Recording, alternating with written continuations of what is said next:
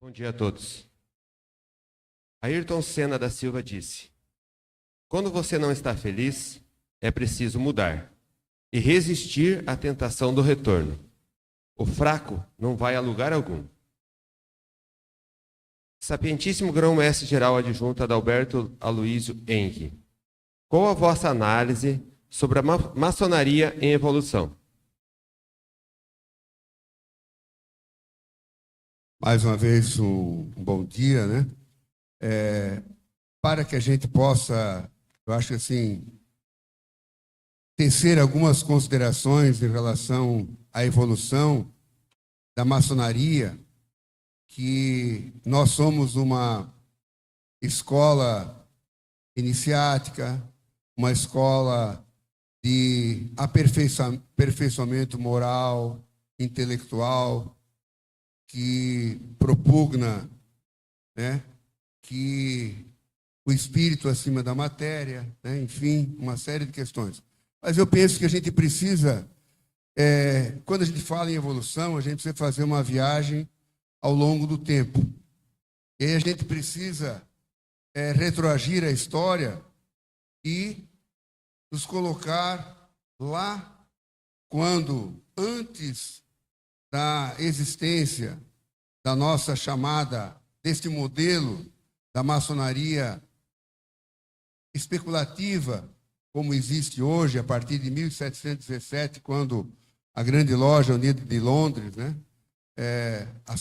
as três lojas fizeram a Grande Loja, lá em 1717, e antes nós tínhamos o quê? A maçonaria operativa, que eram nada mais do que associações dos chamados pedreiros livres, né?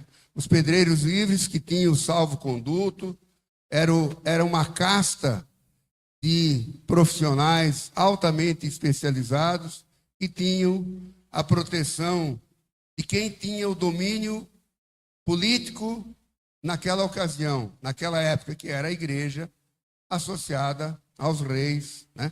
Então, assim, os pedreiros livres, que eram, na verdade, e que nos antecederam, eram os construtores de catedrais, especialmente, né? E aí todos vocês sabem dessa grande história, né? E que, aos poucos, né? E com o grande incêndio de Londres, né? Lá no final do século, ali acho que foi 16, 17, ali outros profissionais, além de pedreiros, foram também inseridos. E aí vieram depois filósofos, artesãos e tal. E isso, vamos dizer assim, deu uma consistência e uma robustez na época. E aí, claro, a maçonaria teve assim uma evolução fantástica, passando a ser maçonaria especulativa. Aqui a gente está falando, né, em evolução. Evolução, aprimoramento, é o objetivo de cada um de nós. Por que a gente entrou na escola? Claro que a gente entrou na escola motivado, incentivado pelos nossos pais ou pelos nossos avós, enfim, pela nossa família, mas com que finalidade? Para que a gente pudesse agregar conhecimento, e não só conhecimento, agregar valores. E assim também é na maçonaria. Nós precisamos agregar conhecimento, nós precisamos agregar valor, porque na condição de líderes que somos, e se nós queremos exercer essa missão de contribuir com a evolução política, evolução social, contribuir com uma sociedade mais justa, mais desenvolvida, inseridos na sociedade onde nós estamos, nós precisamos, com certeza, incentivar toda a formação e uma formação diferenciada de nossos obreiros. Quando eu falo em obreiro realmente, assim, não ser apenas um maçom, obreiro, aquele que trabalha, aquele que labuta, aquele que faz, aquele que é o verdadeiro operário, aquele que é uma célula a serviço da loja e a serviço da loja, fazendo, vamos dizer assim, acontecer nas realizações da loja junto à sociedade. Então, a questão da formação, este é o objetivo de todos nós. E, nesse sentido, quando a gente fala em evolução, tudo na vida, a gente precisa traçar objetivos, a gente precisa ter um norte, a gente precisa ter planejamento, a gente precisa, né, ainda dizia para o eminente irmão Luiz, imagina, ele vem lá de Novo Progresso. É claro que ele poderia pegar estradas mais distantes, estradas melhores, estradas piores, estradas com mais, de repente, com menos buraco, mais buraco, ou trecho mais curto, mas ele faz um planejamento para otimizar o tempo. Assim, na vida, nós também precisamos fazer essa questão e buscarmos definir nortes. E quando a gente fala em evolução da maçonaria, né? Aqui, por exemplo, assim, eu falei lá da maçonaria operativa, maçonaria especulativa, que é hoje, e o nosso objetivo, assim como a humanidade, ao longo do tempo, a gente evolui nas tecnologias, a gente evolui na medicina, a gente evolui nas invenções, no conforto, na comodidade, e a gente precisa evoluir dando mais satisfação, bem-estar, agregando valor à sociedade. Quando a gente fala em agregação de valor, é aquilo que todos nós sonhamos, né? Que é justamente a termos todos nós, quando entramos, fomos iniciados, o que nós juramos? Juramos cumprir alguns compromissos sagrados para com Deus, conosco, com a família, com a pátria e com a humanidade. E para que a gente possa evoluir, a gente tem que, a cada dia, reiterar, ratificar e pensar o que a gente vai fazer para que a gente tenha em mente esse norte, esta contribuição, né? E isso redunde em contribuição para quê? Que a gente possa, cada um, fazer algo, né? Em prol da sociedade, da humanidade, né? Então, assim, as nossas lojas maçônicas, do Grande Oriente do Brasil, né? Usando toda a sua estrutura, né? Quer dizer, nesses 103 anos, a gente avaliando, vamos dizer assim, a história, né? Participamos, vamos dizer assim, de vários movimentos políticos, e hoje nós temos, assim, o compromisso, né? De estarmos aqui acompanhando tudo aquilo que a sociedade nos oferece, para que a gente, aproveitando este potencial ou essas oportunidades, que a gente possa estar, vamos dizer assim, inserido em projetos políticos, sociais, e que eles redundem em bem-estar ou maior, vamos dizer assim, que todos nós queremos, é maior justiça social, uma sociedade onde todos tenham a dignidade do sustento, onde a gente possa, assim, com as nossas contribuições, buscar a geração de emprego e renda, porque nada mais digno para o homem, né, do que chegar à noite em casa, né? Essa é a coisa mais elementar, a satisfação do homem, de assim, através do meu emprego, do meu trabalho, eu sustento dignamente a minha família, eu coloco o pão em casa. Então, a geração do emprego, da renda, né? Assim, entendo que é extremamente importante. E, por isso, nós não podemos estar, como diz assim, apenas batendo malhete nas lojas. Nós temos que estar inseridos numa realidade e sempre pensando na vocação e na cultura local. E esse Brasil é tão imenso, nós temos culturas tão variadas, né? Quando a gente pensa em evolução contínua da maçonaria, a gente tem que respeitar esta variação.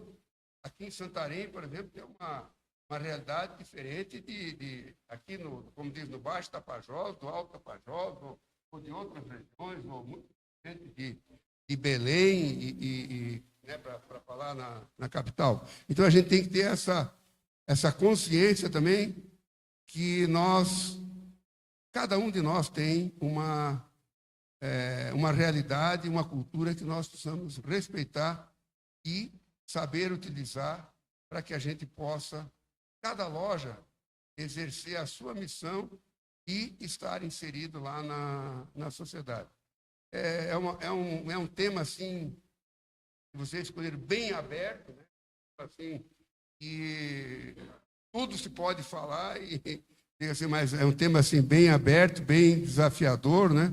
E o que fica, né, realmente, assim, eu acho que esse nosso compromisso, essa nossa obrigação, homens livres de bons costumes, líderes que somos, nós temos esse compromisso, então, de incentivar a todos os nossos associados, né, os nossos obreiros, né, os irmãos, a todos, né, estarem agregados nessa corrente, né, e contribuir para uma sociedade que possa cada vez mais também evoluir e usufruir de tudo que todos nós sonhamos, né? Não apenas de bem-estar material, mas de bem-estar espiritual, que é o que nos alimenta, e para isso Deus nos colocou aqui na Terra.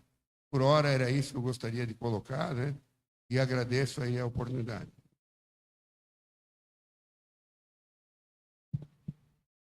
Agora gostaríamos de ouvir a opinião, a visão do eminente grão-mestre estadual Luiz Schwirth. Novamente, bom dia a todos. A maçonaria em evolução, ela já iniciou. Iniciou ano passado, ano atrasado, ou há anos atrás. Nós temos hoje evoluído bastante, rumo a 2030, que nem é o projeto que a gente sonha. Nós, para compartilhar com todos os irmãos e o Sapientíssimo, o ano passado, nós tivemos 444 eventos já realizados, um aumento de 44%. Obreiros, nós temos 1.309, nós tínhamos bem menos. Nós temos um aumento de 10% em lojas também, que são 59 lojas, só 59, viu? 59 lojas no estado do Pará, com potencial ainda nós vamos aumentar mais 70 lojas. O nosso grão-mestre de honra, o Acerteirinho, tinha feito um planejamento de criar 40 lojas em 10 anos. Por 2 anos, né? 4 anos. E nós vamos tentar chegar lá. Nós também fortalecemos bastante como temos o Conselho Estadual, hoje está ativo no Estado.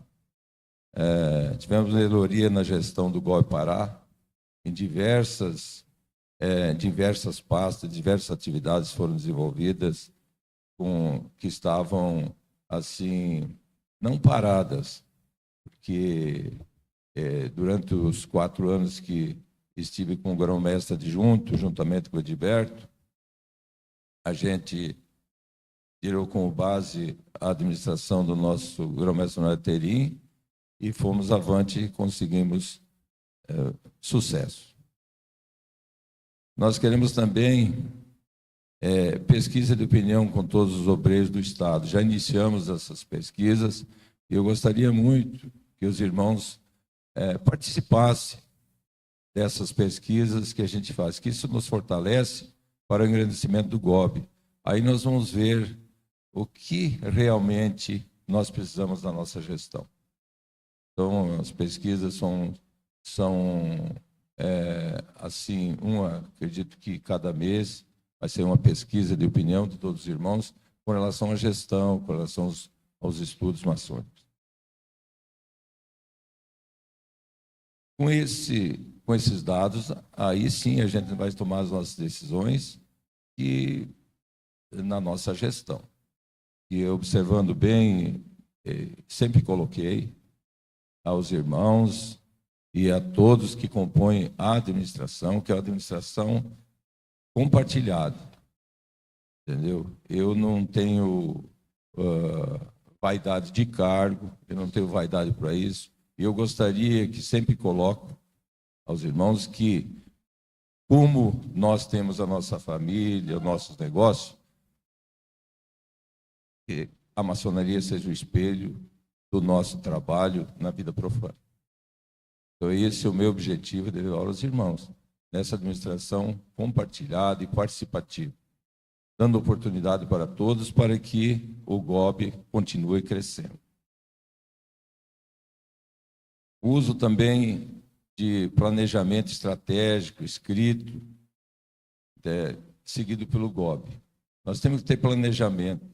Se não tiver planejamento, nós não chegamos a lugar nenhum. E as lojas, os veneráveis mestres, a gente gostaria que participasse para nós termos aí um planejamento diferenciado.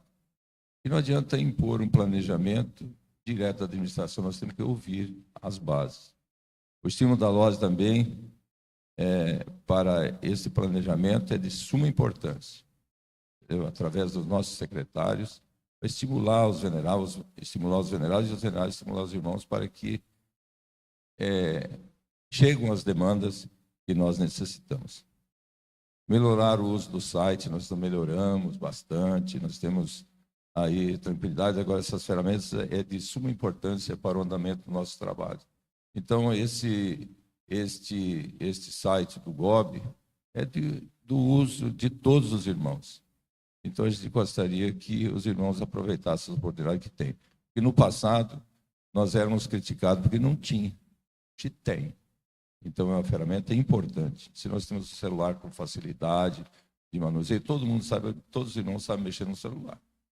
Então, o site do GOB também é a mesma ferramenta. Nós temos também, não é ambição, não.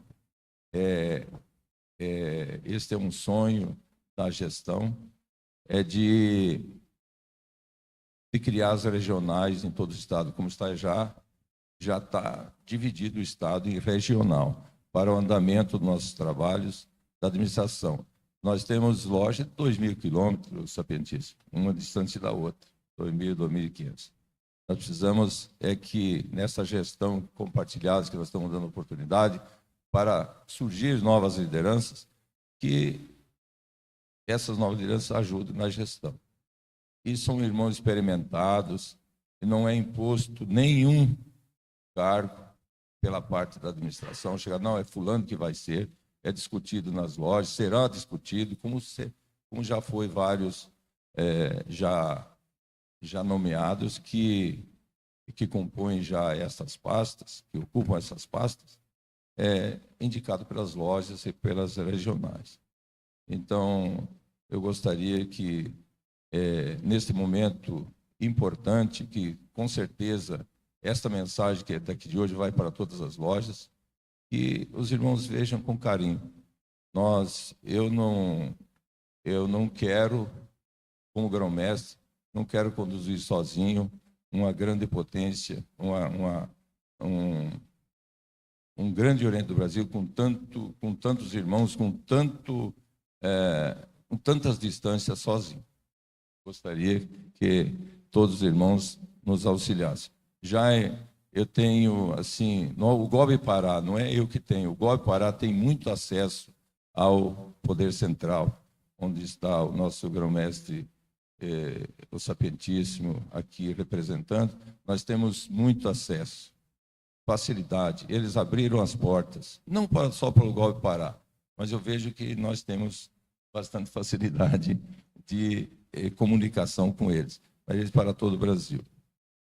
Então, hoje, estou muito feliz de estar aqui, neste encontro, para nós trocarmos ideias, ver o que aconteceu nesta gestão, durante essa gestão e na gestão passada, porque é uma continuidade de gestão. Eu vim de uma gestão como grão-mestre adjunto, estou sendo grão-mestre hoje, graças a todos os irmãos, e nós temos o mesmo projeto, é continuidade do mesmo projeto. Eu agradeço a atenção aí de todos e devolvo a palavra para o nosso coordenador. Gostaria de avisar a todos os irmãos, se o irmão quiser fazer uma pergunta, só fazer no grupo do WhatsApp do evento e a pergunta será transmitida para a mesa, tá? No final, que todos os convidados falarem, será feitas as perguntas, tá bom? Confúcio disse: você não pode mudar o vento, mas pode mudar a direção das velas. Gostaríamos de ouvir do poderoso grão-mestre estadual adjunto, Jorge Souza, as suas percepções sobre a maçonaria em evolução. Bom dia a todos, irmãos. Eu faço as saudações feitas às autoridades, e para a gente falar em maçonaria em evolução, eu vou falar sobre a administração central, o GOB, e carinhosamente a gente chama de GOEPA. Eu estou na administração, acho que desde a gestão do Moacir Terrim, onde fui secretário de Finanças. E quando nós assumimos lá, eu vou aproveitar aqui para fazer um reconhecimento. Nós assumimos lá o Moacir Terrim. Nós tínhamos a figura do grão-mestre, que ele era um ser político, mas era um ser que se endeusava como se endeusa hoje os políticos da vida profana. Caboclo está pedindo o teu voto ali, depois que tu vota nele, ele é o cara mais inteligente, ele é o sábio, ele é o Deus. E nós tínhamos isso. Quando nós assumimos lá, uma da grande preocupação nossa era saber o que nós vamos fazer ali para quebrar esse paradigma. Nós reunimos lá com o Moacir Terrim, chamou uma equipe, nós, a princípio, tínhamos completo todos os secretariados, como nós traçamos uma estratégia de planejamento ali, foi desaparecendo. Ficou praticamente 4 secretários trabalhando com o Terrim. E era um momento muito difícil para a gente, porque nós tínhamos recebido o GOEPA, quando o Terrim me passou a pasta, eu fiquei assim todo contente. Cheguei lá, pô, você é secretário de Finanças do GOEPA. Quando eu fui ver o meu saldo lá da conta, eu tinha 14 mil em conta e 10 mil aplicado, numa aplicação que só podia mexer depois de 3 anos. E nós tínhamos uma despesa mensal beirava em torno de 22, 23 mil. Pagamento de funcionários e a manutenção. Aí a gente ficou olhando um para o outro. Aí ele falou para ele, olha, agora não tem jeito, tu já assumiste, não vai desistir agora. E nós começamos um trabalho de recuperação da saúde financeira do GOEPA. Para vocês terem uma ideia, meus irmãos, nós tínhamos lojas do interior que quando eu fui fazer o levantamento, eu não entendia por que aquela loja devia assim 30, 40 mil. E uma loja que tinha condições, a gente sabia que tinha condições de pagar. E eu fui a essa loja, conversei com os irmãos. As lojas não se sentiu parte do GOEPA. Ela não sentiu. E eu já tinha sido venerável e era uma coisa que eu questionava também quando o venerável era qual é o retorno que eu tenho? Qual é o retorno que a administração central me dá? E nós começamos a discutir isso. Que retorno nós poderemos dar para a loja?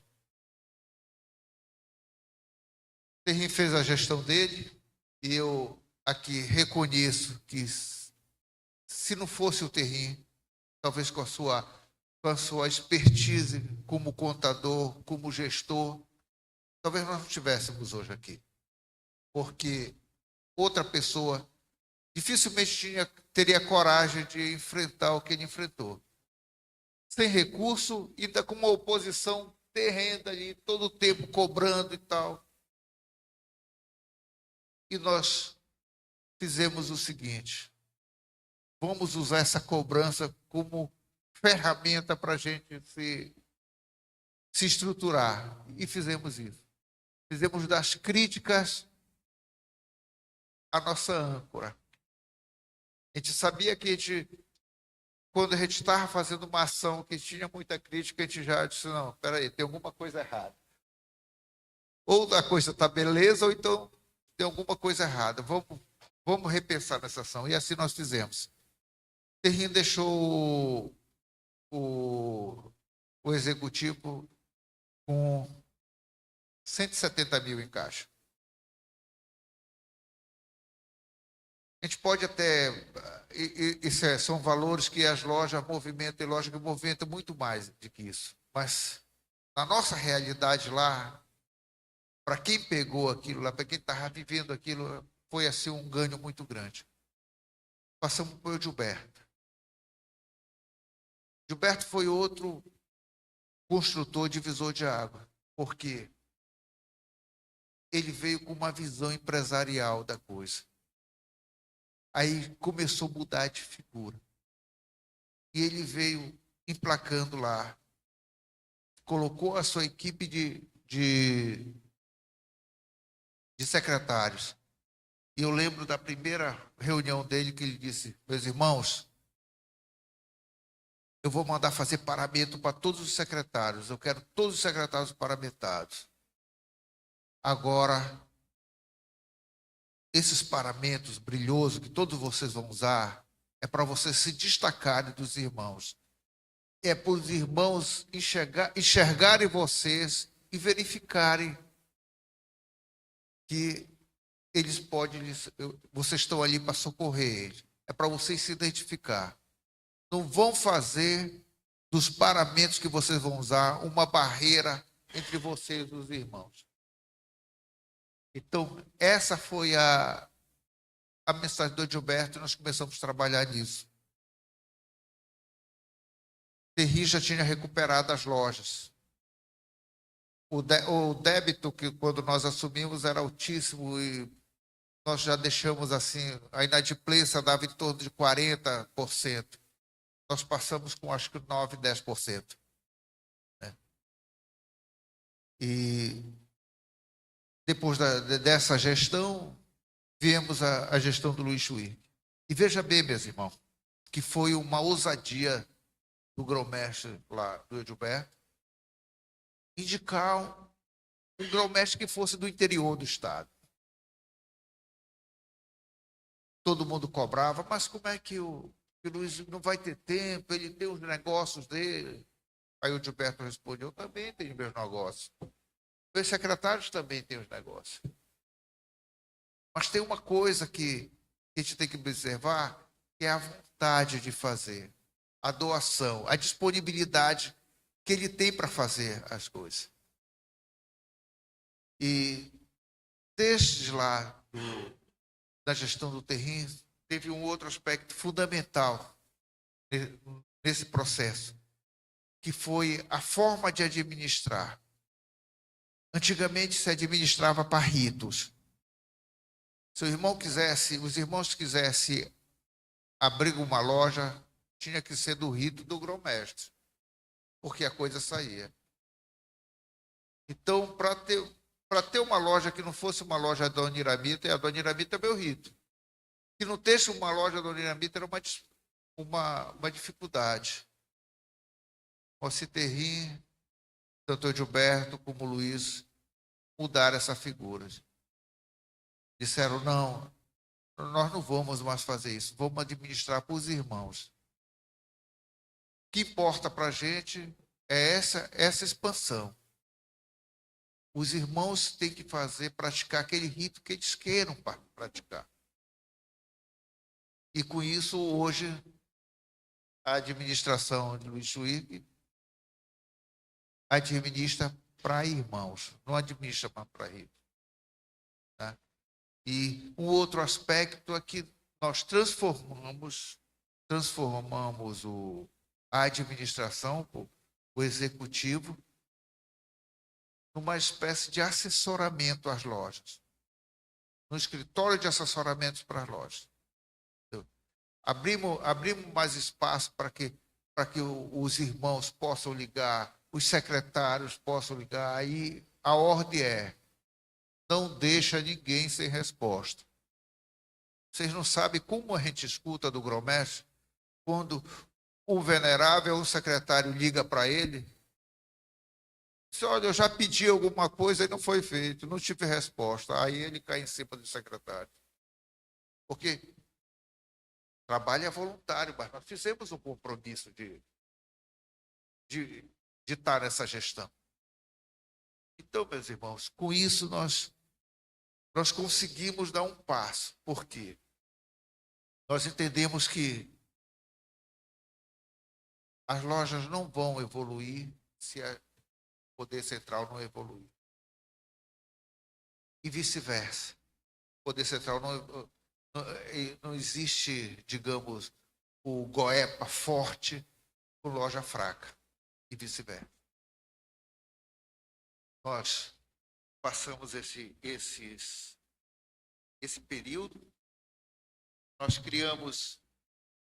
padronizamos esses relatórios aqui, que hoje ele está disponível no nosso site.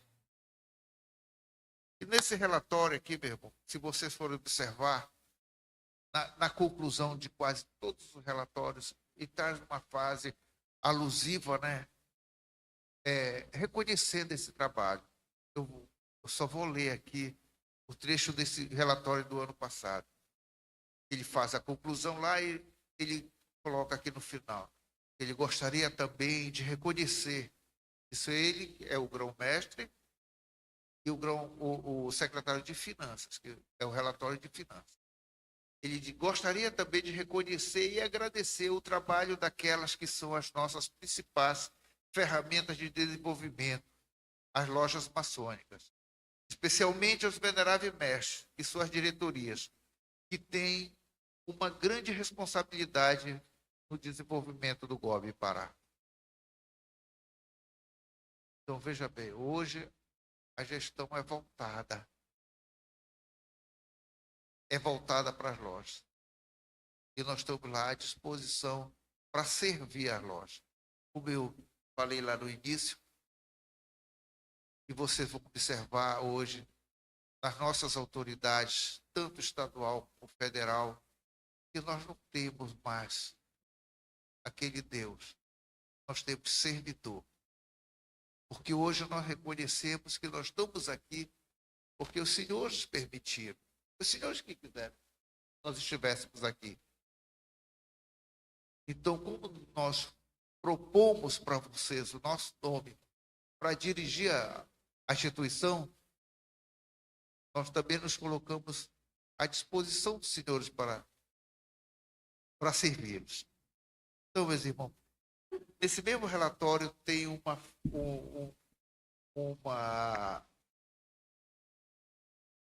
texto do nosso grão-mestre geral. Nós achamos importante em colocar no nosso relatório, por causa da mensagem que ele traz. Ele fala o seguinte: o caráter progressista da nossa sublime instituição nos impulsiona para a construção de uma sociedade mais justa e fraternal. Admitimos que, além de direitos, temos também deveres. E não somente para com nossos irmãos, para com nossas famílias e a sociedade, mas principalmente para com nós mesmos, trabalhando o nosso tempo interior. Ademir Cândido da Silva. Essa aqui foi uma das mensagens dele que ele colocou lá no Bob, que nós colocamos aqui, replicamos aqui no nosso relatório. Então, meus irmãos, a construção de uma nova maçonaria depende de todos nós. Depende das lojas, depende do poder central, depende do executivo, do legislativo, do judiciário. E hoje tem essa simbiose. Eu acredito que nós estamos numa nova fase. Uma nova fase. Eu agradeço aqui a oportunidade e agradeço aos senhores que deram essa oportunidade também para a gente estar fazendo uma prestação de contas para vocês. E estamos aqui também para ouvir. Obrigado. Poderoso secretário de Finanças, irmão Moacir Terim, qual a vossa visão sobre a maçonaria em evolução? Compartilhe conosco, por favor. Bom dia a todos. Não é uma coisa muito fácil falar em evolução, né? Nosso sapientíssimo falou muito claro, né? E é uma das observações que a gente vê são as regiões, e tem que ser atentado aos costumes, vamos dizer assim, o que tem em cada região para produzir, né? A gente não pode pegar vamos dizer assim, um caderno e dizer assim, olha, vamos escrever isso, é universal. Não, nós temos que dar um tratamento realmente a cada região, né? Nós temos diversas regiões. Eu falo isso porque se a gente for imaginar que a gente evoluiu, sim, né? Eu posso falar isso de carteirinha, né? Eu estou... se a gente finalizar, quando a gente diz finalizar, porque a gente não sabe o dia de amanhã, finalizar a gestão do Luiz, né? Então, eu passo a ter, dentro de Poder Executivo, né, a casa de 16 anos no Poder Executivo, tá? Passando por finanças, passando por grão-mestre adjunto, passando como grão-mestre no período 2015-2019, onde também tivemos a oportunidade, né, de estar também ao lado do Adalberto, né, quando grão-mestre de Santa Catarina, também uma coisa, também na hora do sufoco, né, quando nós se reunimos nos estados, então a gente procura, né, a coletar informação de cada um, e o Adalberto foi uma das pessoas que foi uma luz também, certo? E aonde eu aprendi a admirar, eu admiro muito pela capacidade, por fazer de Santa Catarina, né, um Oriente belíssimo, né, onde é um dos estados, né, que também está dentro da constelação, que tem um volume tanto de habitantes como de loja, né, e tem uma maçonaria promissora, né, mas isso é um trabalho que foi feito ao longo dos anos, e o Adalberto veio também. E o que aconteceu com o Pará também? Se a gente for falar do finado Emídio, Humberto Saluzzi, né, depois veio o Valdemar, né, passou 8 anos. Então, se a gente olhar, vamos dizer assim, da gestão do Valdemar, 2002, 2003, por aí, certo? E olhar, nós tínhamos um Grande Oriente que tinha 230 a 500 irmãos no quadro. É muito difícil, né? E além disso, o que acontece? A gente tinha naquela época, Macapá, as 3 lojas de Macapá pertencia, né, à jurisdição de Belém. Então, o que acontece? Então, tudo isso foi se evoluindo, né, as coisas foram se passando, abrindo novos horizontes, né, até que, num momento, né, Macapá vira uma delegacia, a gente perde 3 lojas, A gente está dizendo que perde 3 lojas. Ah, 3 lojas não é nada. Não, não é a loja em si, mas são 60, 70 irmãos que o GOB deixa de ter recursos, né? Contar com esse recurso. Tá? Mas logo aqui, mais um pouco para frente, né? Não é questão de tomar espaço, tomar território de ninguém. Não é essa a nossa finalidade e nem temos esse costume de invadir, seja a potência A, seja a potência B, seja a região A, ou B ou C. Mas o que? Surge o quê?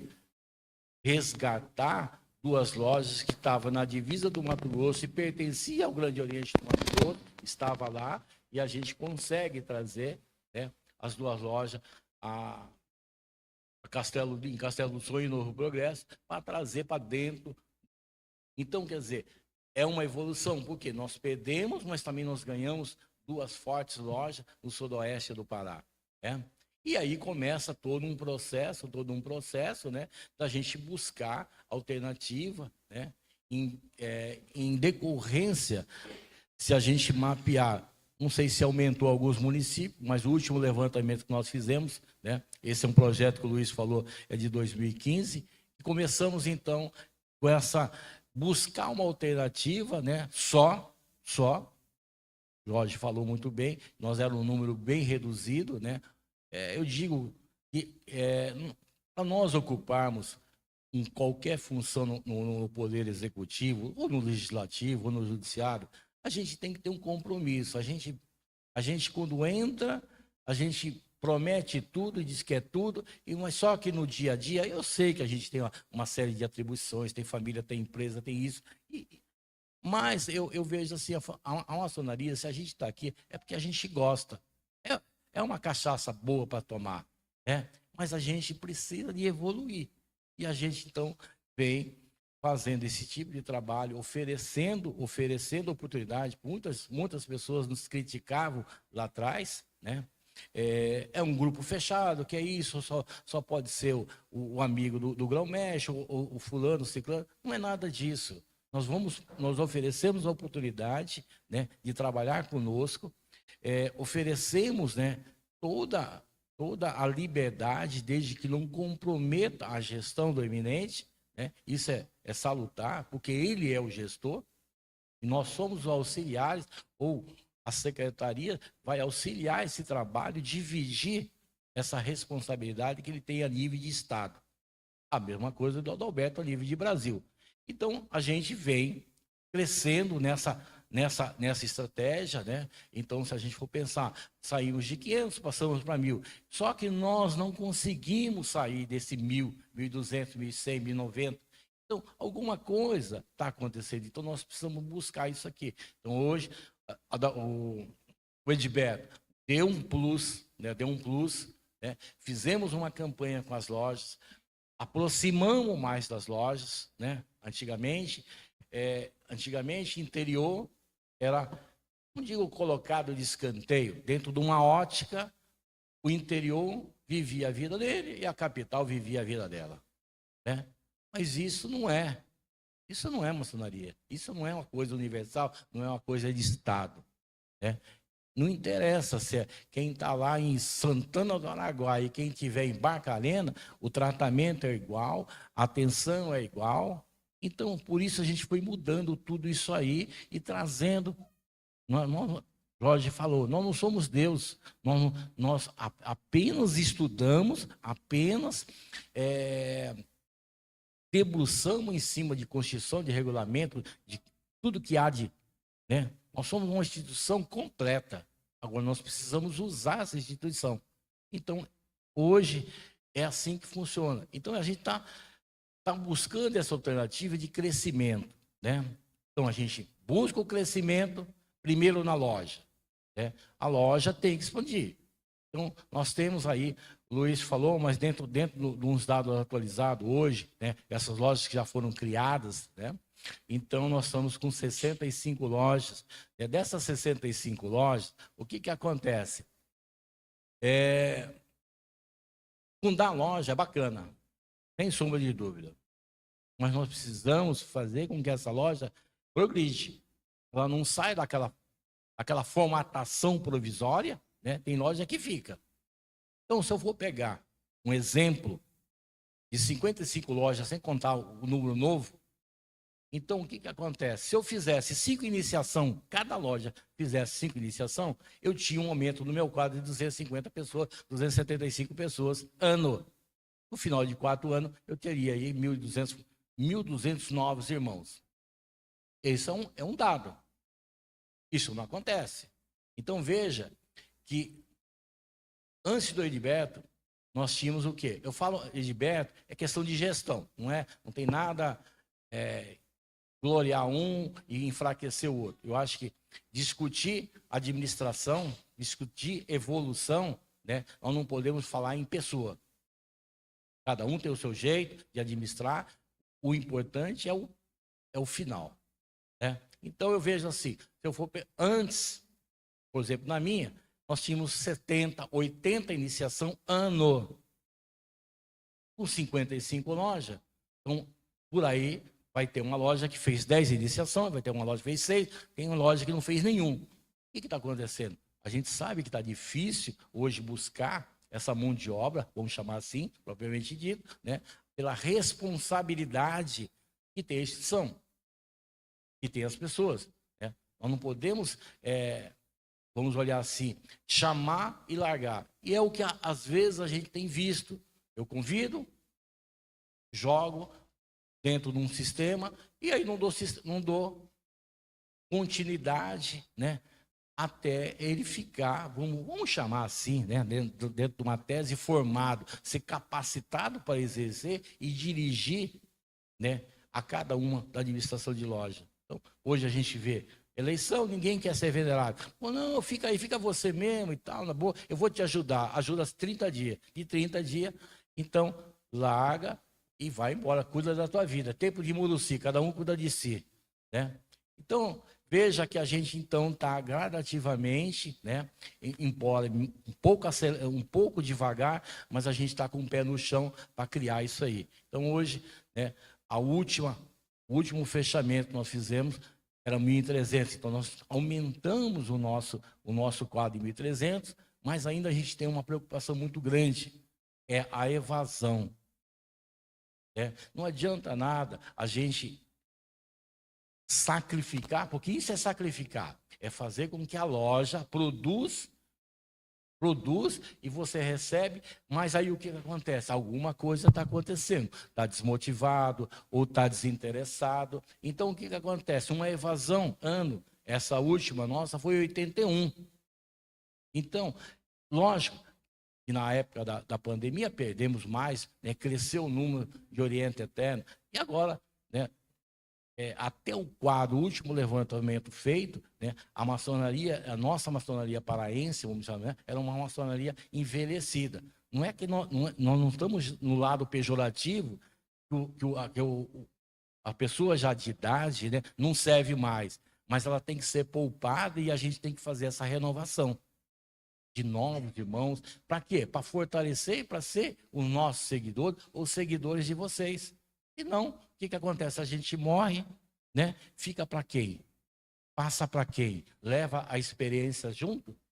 Então a gente também tem trabalhado nisso aí, buscando, né, vamos dizer, esses logos da maçonaria do futuro. Eu sei que é difícil, às vezes fala, mas não vai. Vai. Não, mas nós precisamos comprometer. Todas as lojas têm que estar comprometidas no sistema. Eu gosto de falar isso pelo seguinte. Eu vejo assim, olha, o Luiz foi eleito. Ah, mas eu não queria o Luiz, eu queria o Lucrax, por exemplo. Né? Mas ele foi eleito. Se ele foi eleito, acabou, morreu, vamos trabalhar. Vamos apostar no projeto dele. Se der certo, parabéns para nós todos. Se não deu certo, nós vamos avaliar o que aconteceu. Sem capacidade nossa ou sem capacidade dele de gerir ou dele de administrar, né? Mas, pela lógica, o que acontece? Às vezes a gente deixa de realizar, deixa de progredir, deixa de evoluir, porque há um bloqueio. E esse bloqueio não pode existir. Ah, eu não gosto do Luiz, tudo bem, mas ele sem fazer analogia a nada, né? Eu não gosto do Lula, eu só gosto do Bolsonaro. Sim, mas ele foi, o presidente tem que aguentar ele, mais 4, mais 12, mais 20, não interessa. E a mesma coisa. Só que aqui não tem reeleição. Né? No final de 4 anos, surge um novo, uma nova proposta, não nova proposta, mas dando continuidade a cada um para não quebrar. Né? Então, eu vejo assim, a gente está no caminho certo, a gente conta e tem que contar com as lojas. Né? Cada um de nós, hoje, Luiz, vamos dizer assim, aumentou a oportunidade de participarem da administração. Hoje o Poder Legislativo está sólido, compacto, eficiente. O Tribunal de Justiça, a mesma coisa. Os tribunais de conta, a mesma coisa. Falta algum, mas está inteiro. E cada um de nós, temos um pouco de conhecimento para passar a vocês. Basta vocês solicitar. Eu vou mais longe ainda, né? Até para diminuir essa carga do gestor ou a carga do eminente. Cada um de vocês, cada uma de vossas lojas tem alguma coisa, seja ritualística, seja finança, seja ela de fundação, seja ela, enfim, qualquer assunto, cada secretaria está capacitada. Eu digo assim, eu falo isso porque há obrigatoriedade de se capacitar. Então, cada secretaria está capacitada em atender a demanda de vocês. Pode ter certeza. Se ele não souber, ele vai dizer, irmão, me aguarda que daqui a amanhã ele vai dar o jeito dele, mas ele vai dar a informação. Sem sombra de dúvida. Porque eu sou muito detalhista, eu me cobro a mim mesmo, né? Mesmo que seja da Secretaria da Guarda do Selo, eu acabo não se metendo para ofuscar o companheiro, mas sim para menos problema para ele. Se eu puder ajudar, eu vou ajudar. Mas a gente não tem competição de secretaria. Então, isso é uma evolução. Porque cada um de nós que estamos lá, né, nós temos essa linha. Um negócio, isso é um negócio. Ponto. E tem que dar certo. Senão, não é mais ele. Se não der certo isso, nós somos incompetentes.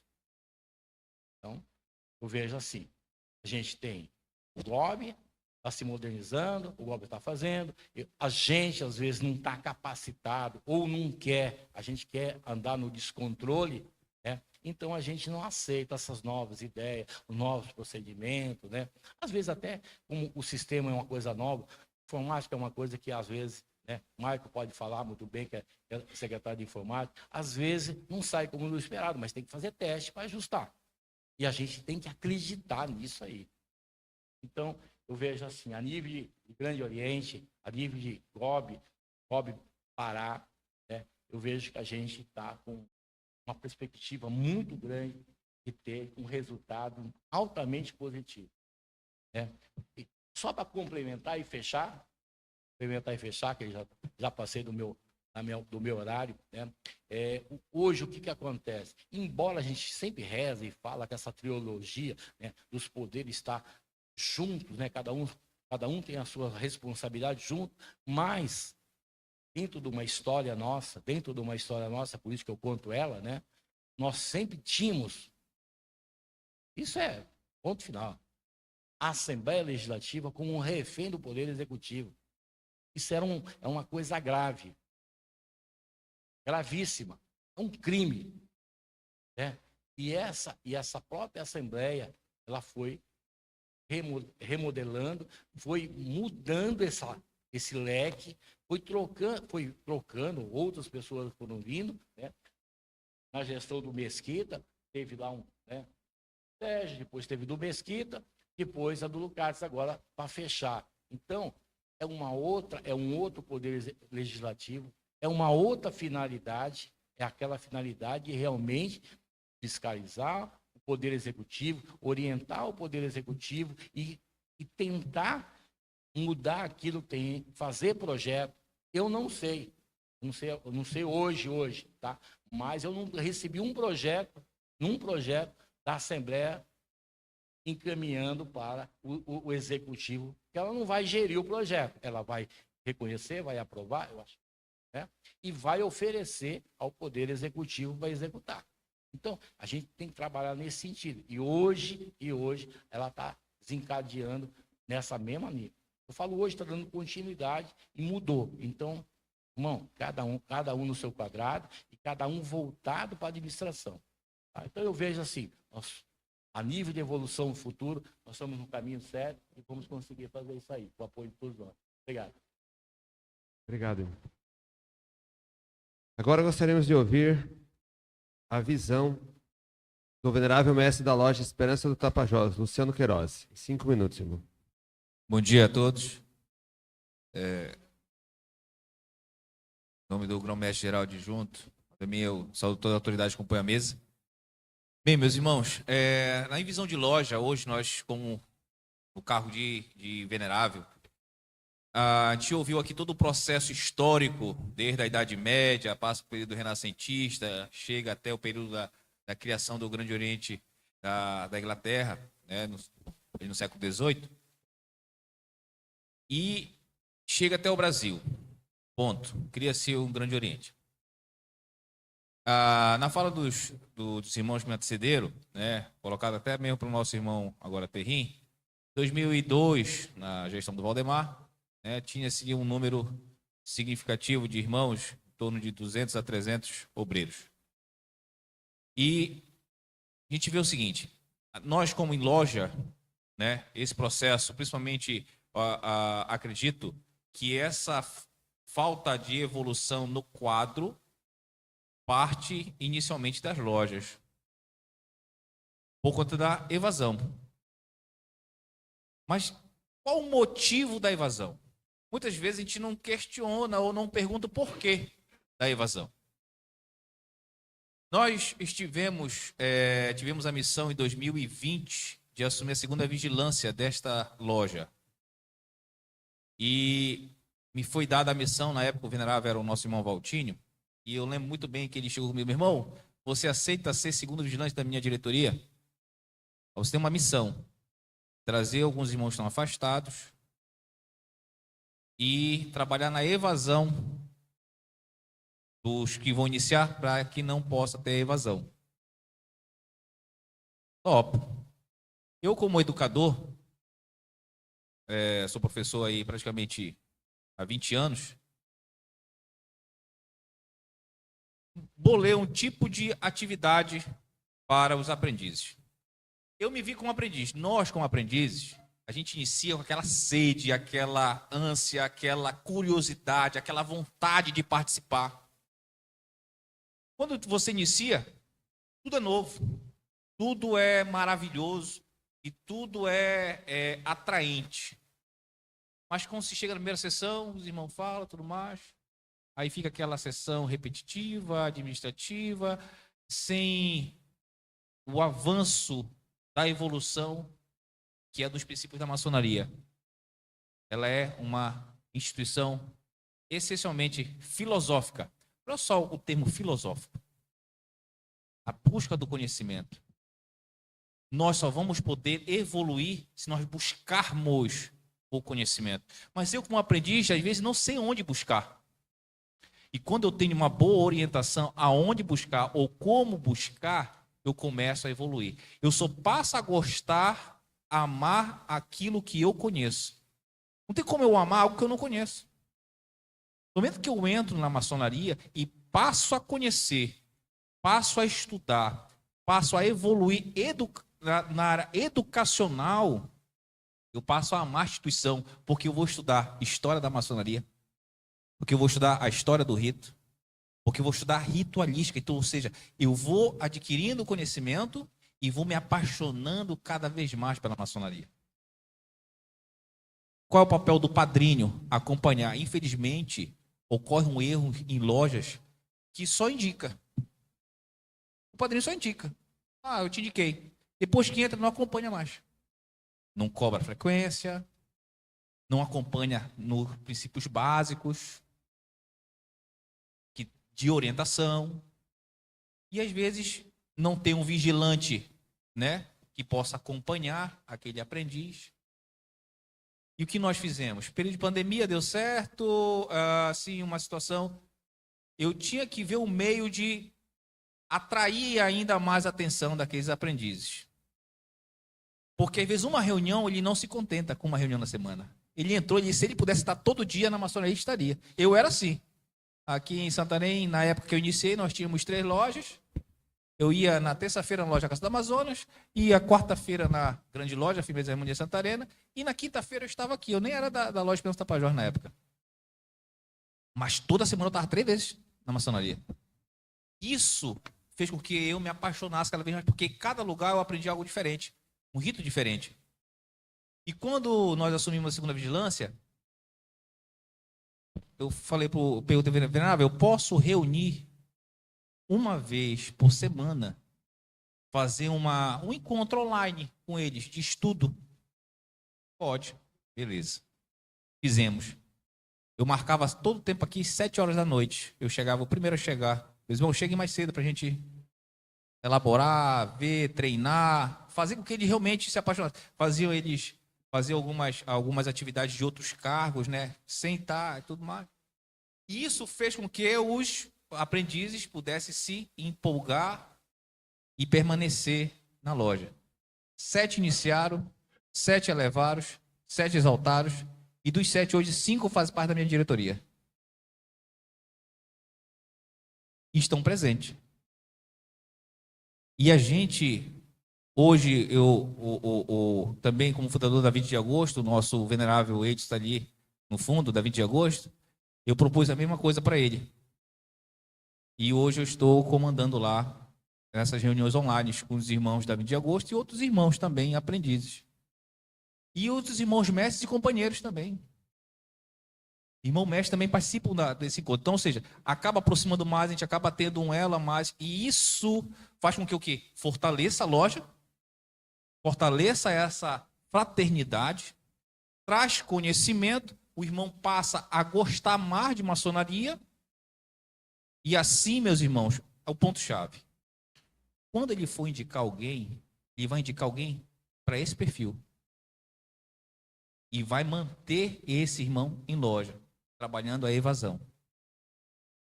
E assim a gente foi conquistando isso.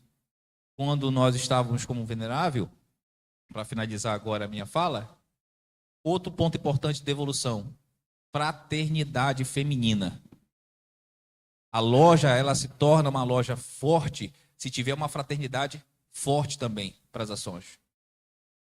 E hoje nós temos 3 entidades paramaçônicas na nossa loja. Fraternidade Feminina, Ordem Molei e Arco-Íris.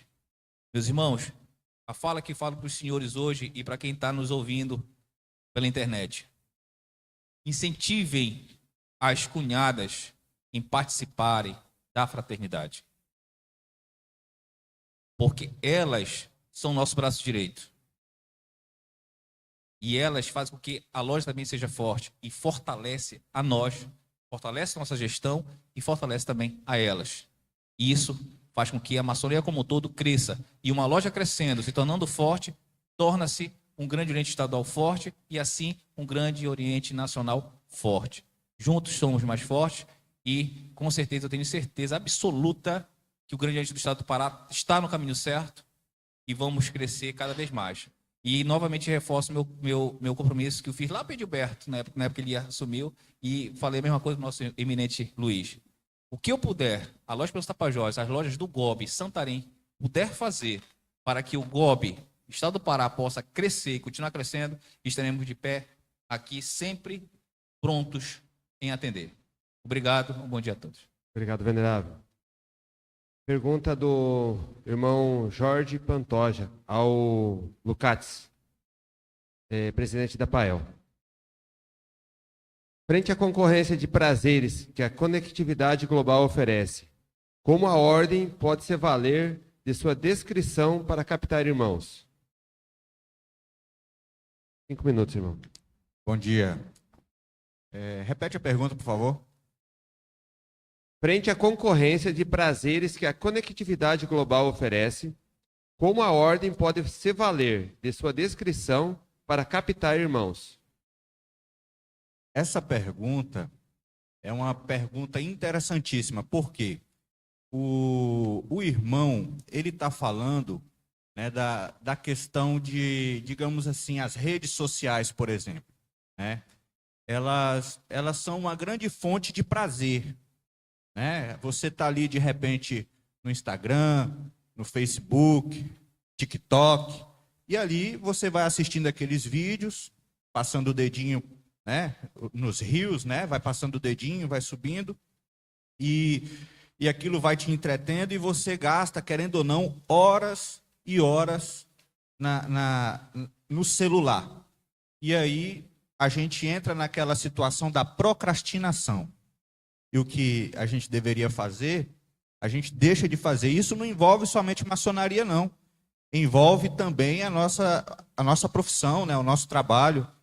Quantas e quantas pessoas por aí deixam de fazer algo, deixam de atender algo, às vezes até de ficar com a família, para poder ficar no celular, né? Então, meus irmãos, o que a maçonaria pode fazer, de repente, diante disso? Um trabalho de sensibilização, de educação, né? Falar para os irmãos, abordar isso, de repente, uma campanha. E por quê? Porque as redes sociais, quem criou as redes sociais, são pessoas que estudaram muito para poder entender como é que funciona a mente humana. Como é que a gente vai fazer para poder liberar mais dopamina no organismo, ocitocina das pessoas, para elas permanecerem ali sentadas, sedentárias e somente mexendo no celular o tempo todo. Então, eu entendo que, de repente, a maçonaria, né, o poder executivo, as lojas, de repente começar a fazer essa campanha, né, esse trabalho de sensibilização, não somente com os irmãos, mas também estender aos sobrinhos, às cunhadas, principalmente aos sobrinhos, porque são crianças, são jovens ainda em desenvolvimento e, querendo ou não, estão mais suscetíveis a serem, digamos assim, cooptados, né, por essas questões aí das redes sociais.